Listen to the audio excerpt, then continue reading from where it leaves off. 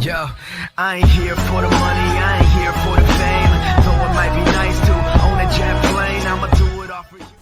Welcome back to Trainers, Battlers, and Girls at PvP. This is PoGo Joel here coming at you with my Go Battle Night content. So we are going to be having Go Battle Night coming up, and on that night we will have a special cup. We will have the Flying Cup. Only flying Pokemon are permitted. The subtypings are fine. There is no bans, so that's going to be pretty exciting here. And I got to participate in a local Flying Cup, so I do have a lot of gameplay for you. We'll review that meta, but first things first, I'm PoGo Joel. If you haven't heard of me before, I come up with event guides, tips and tricks videos, and some PvP content. And if you like what you see and you like learning more and staying on top of things, please do drop a like and subscribe down there. I do appreciate it. It really does keep me going and motivated to keep making these. Now let's get started with Go Battle Night. Go Battle Night is coming. It's going to be Thursday, September 24th from 6 p.m. to midnight local time. So whatever local time it is for you, it's going to be 6 p.m. all the way to midnight on September 24th. So have your teams ready to go, because you are going to have 100 battles that you can do, up to 100 battles between that time frame. That's a good 6-hour chunk. And not only that, is you'll have the Stardust bonus, so you'll receive double Stardust for winning battles and completing your sets and ranking up in Go Battle League. Also, another cool thing, so yes, you get 100 battles between 6 p.m. to midnight your time, but another cool thing is Pidgeot, in celebration of Pidgeot, Mega Pidgeot coming out. Any Pidgey that you evolve all the way up to Pidgeot during this time frame is going to learn an exclusive move called Gust. Gust is going to be a fast move, and here are the stats for it. Gust is a clone of Confusion, so it's a Confusion clone but for flying type, so definitely going to be some play there. I talked about how awesome it's going to be for potential raid content as far as flying goes, but it's going to be an awesome flying move for Pidgeot. Even though Pidgeot doesn't have the best moves when it comes to coverage, I use a Legacy Wing Attack one. I love that thing. Brave Bird kind of set it back because it does a lot of damage, but it debuffs you. But if you have good PvP Pidgeys, make sure you evolve them during this time to learn that exclusive Community Day move. And if you have one with the Legacy move set, or if you used the Legacy TM before for the fast move, it's fine. It doesn't hurt to have more. We don't know how useful this will be. It's mostly going to be cup specific, so whenever normals or flyings have a time to shine, that might be a good time for it. But definitely evolve it on that day. And next, because of a Mega Pidgeot busting into the scene, flying on the scene, uncaged, unreleased, due to that Mega being released, they freed it. Yes, they freed it. Because of that, we are getting a special Sylph Cup, we're getting a special Go Battle League Cup, kind of like similar to Sylph with typing, except it's only flying type Pokemon. And right now we're gonna break down the best of the best Pokemon for the Flying Cup, and I have plenty of battles here for you. Again, if you like this content, battlers, trainers, girls at PvP, please drop a like, subscribe down there, and keep your boy going. Now, without further ado, let's break down the Flying Cup. So over on PvPoke, we do see the Flying Cup rankings here.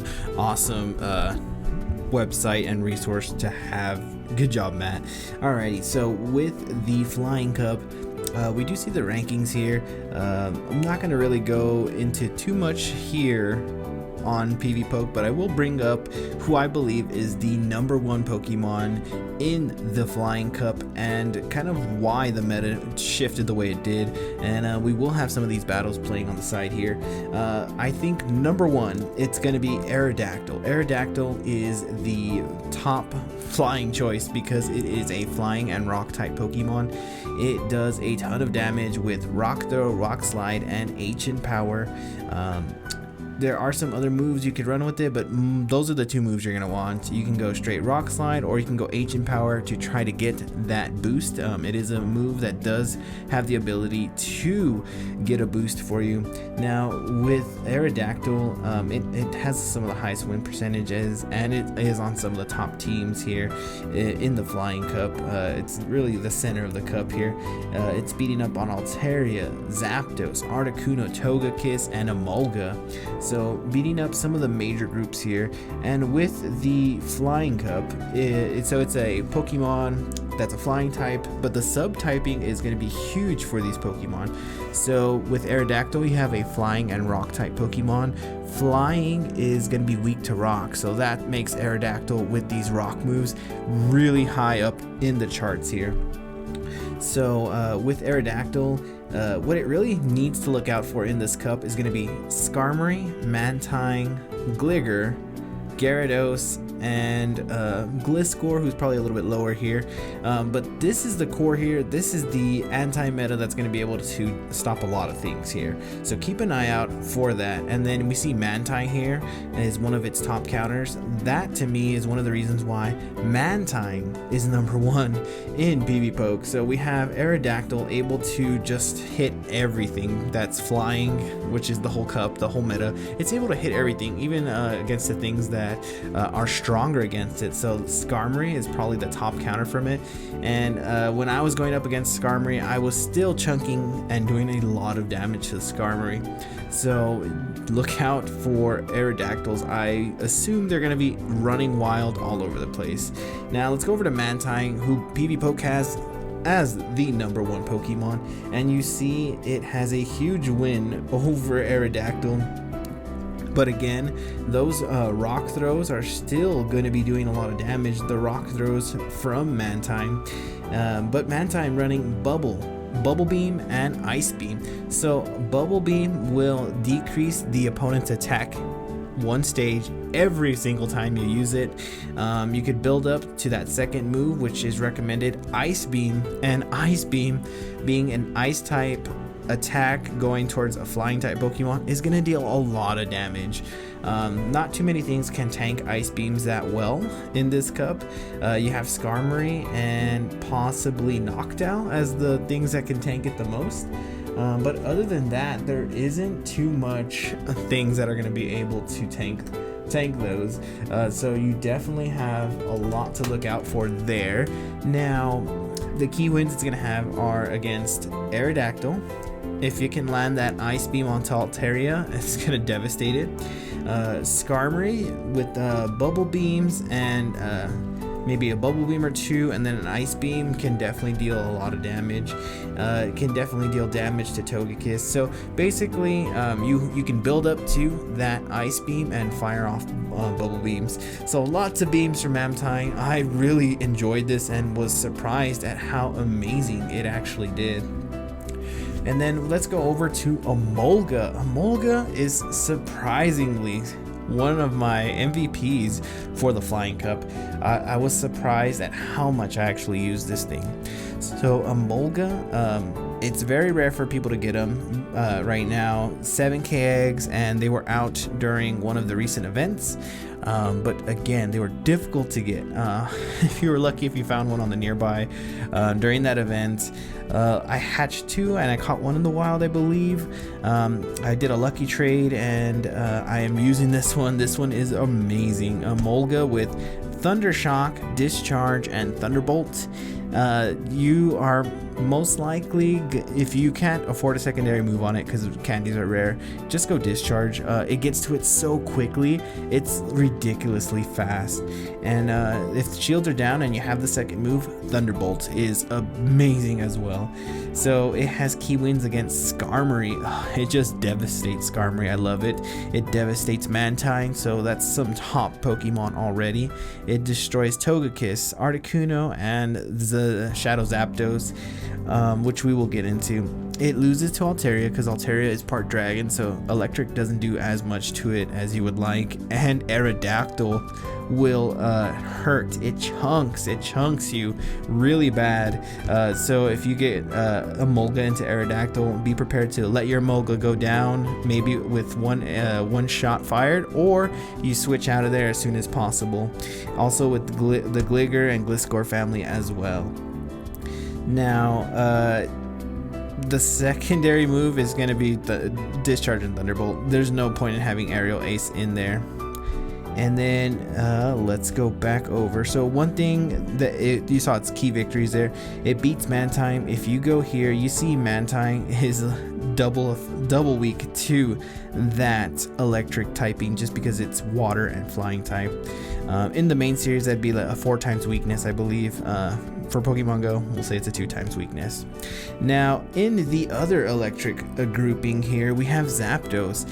Now, one of the cool things I've heard about Zapdos is, we all know you need an elite TM, elite fast TM, to get that legacy move Thundershock.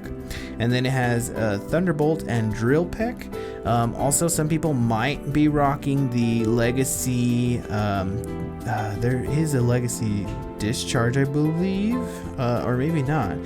I could have swore there was one on there, but apparently it's not even recommended, so don't worry about that. For the secondary move, they're recommending Drill Peck because that does pick up Stab, although Ancient Power seems interesting. You can get a boost, potentially land some good damage on other flyers, but they are recommending Drill Peck. And I've used the Shadow variant, and I'm going to tell you right now, if you're running any of these Shadow variants, they might surprisingly not do as much damage as you would like. They go down pretty quick. The best Shadow that I've seen, in my personal opinion, has been Shadow Articuno, because Ice Shards and Icy Winds dealing that 20% damage are amazing. Now Zapdos is going to be really good against the same things we've seen before. It's going to deal a lot more damage. It even beats Emolga, so you can make the argument there. Some people are saying Emolga is the inferior version of Zapdos. I disagree. This thing nearly maxes at level 40 to get it into the Great League. So depending on your IVs, it might not max, it might get close to maxing. Mine gets close to maxing, so the electric types really standing out here. And then we go to one of the biggest counters to Aerodactyl, Skarmory. I enjoyed Skarmory. You're going to need to make sure the fast move you're running is Steel Wing. Now with Steel Wing, you are able to just unleash a lot of damage onto Aerodactyl, which is going to be, again, one of the top dogs in this cup. And it is going to have wins against Altaria for sure, because it is dragon typing. Now you're running Steel Wing, Brave Bird, Sky Attack, or if you don't want Brave Bird, you can go Flash Cannon as well. I tried it out with Flash Cannon and I did like it, because I'm mostly going for Sky Attacks almost all the time.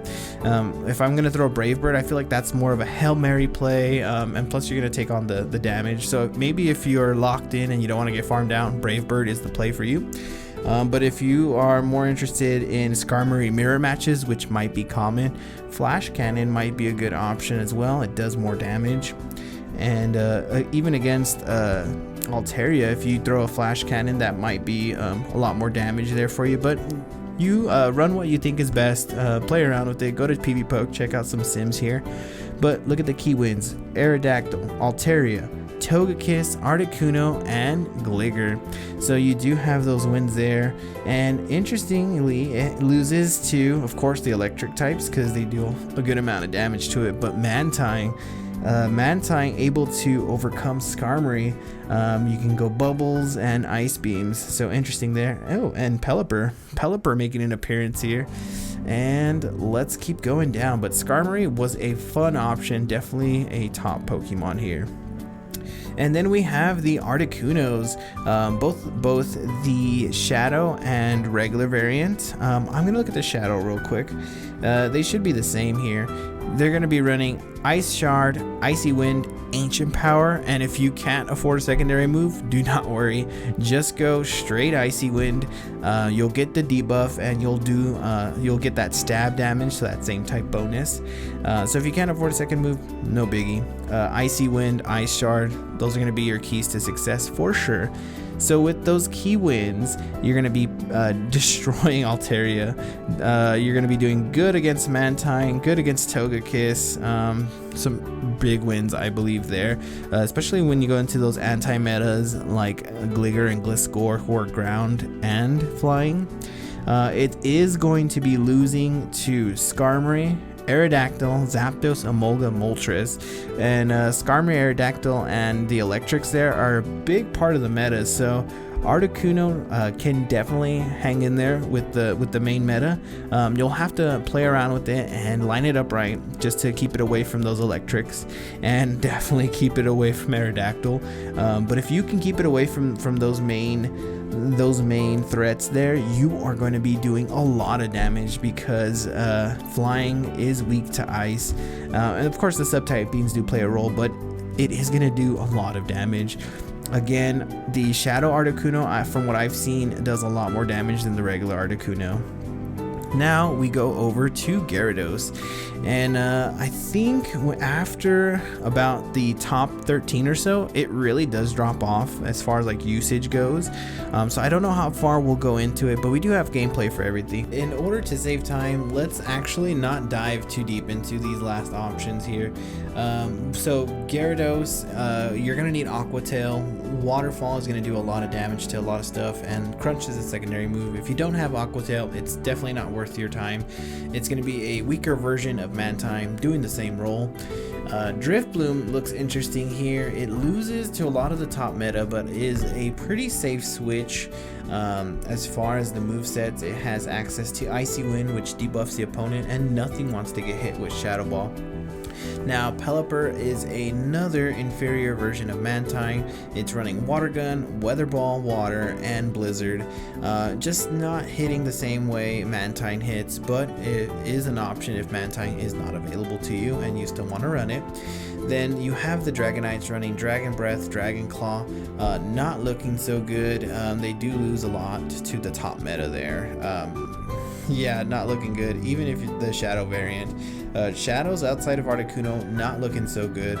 And then you have the Gligar and Gliscor family. They're here to kind of just beat up on Aerodactyl, but they do lose out to a lot of the top meta as well. Togetic's interesting just because it does have access to those hidden powers, Rock, Ice, and Electric. Noctowl is a generalist, can tank some ice moves. Lugia is about it, and Charizard is an anti-meta pick. It loses a lot to the top things. It's double weak to Rock, so does not want to see Aerodactyl, but it does have good wins against Skarmory and Articuno. So there you have it, trainers. That is the Flying Cup meta in Pokemon Go. If you have any questions, comments, concerns, let me know down there in the comment section. Thanks for stopping by, and until next time, trainers, battle on.